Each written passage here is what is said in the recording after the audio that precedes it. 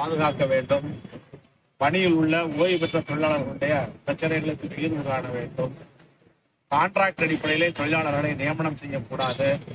காலி பணியிடங்களை பூர்த்தி செய்ய வேண்டும் என்ற கோரிக்கைகளை வலியுறுத்தி தமிழகம் முழுவதும் 100 மையங்களில் ஒரு 5000 தோழர்கள் நேற்றையிலிருந்து 24 மணி நேர உண்ணாவிரத போராட்டத்தை நடத்தி கொண்டிருக்கின்றார்கள்.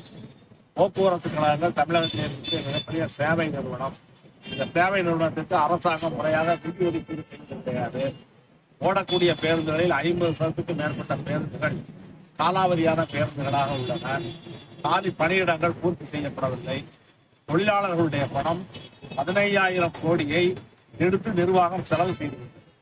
15,000 கோடியை எடுத்து செலவு செய்த காரணத்தினால் பணி ஓய்வு பெற்ற தொழிலாளர்களுக்கு ஓய்வு காலம் பலன் வழங்கப்படுவதில்லை. கிட்டத்தட்ட 18 மாதங்களாக பணி ஓய்வு பெற்ற தொழிலாளர்களுக்கு ஓய்வு பலன் வழங்கப்படுகிறது. அதே போல ஓய்வு பெற்ற ஊழியர்களுக்கு 104 மாதங்களாக அகவலைப்படி உயர்வு என்பது மறுக்கப்பட்டுள்ளது.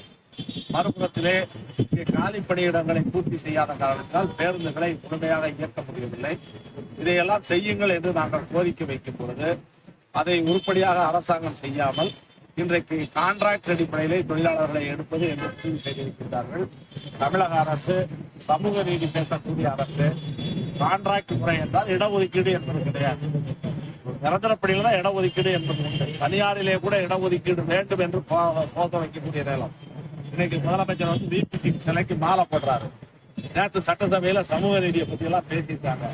ஆனா இடஒதுக்கீட்டை முற்றிலும் குறிக்கக்கூடிய, இளைஞர்களுக்கு வேலை வாய்ப்பை பறிக்கக்கூடிய கான்ட்ராக்ட் முறையை இன்றைக்கு இந்த அரசாங்கம் அமல்படுத்துவது என்பது ஒரு மறைமுகமான தனியார் மய நடவடிக்கை. அதே போல மினி பேருந்துகளை இப்பொழுது தனியாருக்கு கொடுப்பதாக நோட்டிபிகேஷன் வெளியிட்டிருக்கிறார்கள். சென்னை நகரம் பிரிட்டிஷ்காரர்கள் காலத்திலிருந்து முழுக்க தேசியமயமாக்கப்பட்ட வழித்தடங்கள்.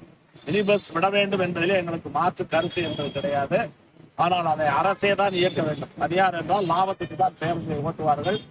இந்த துறை லாபமான துறை கிடையாது, சேவை துறை.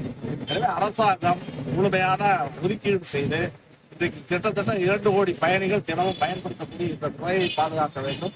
அதற்கு உரிய நிதி ஒதுக்க வேண்டும்.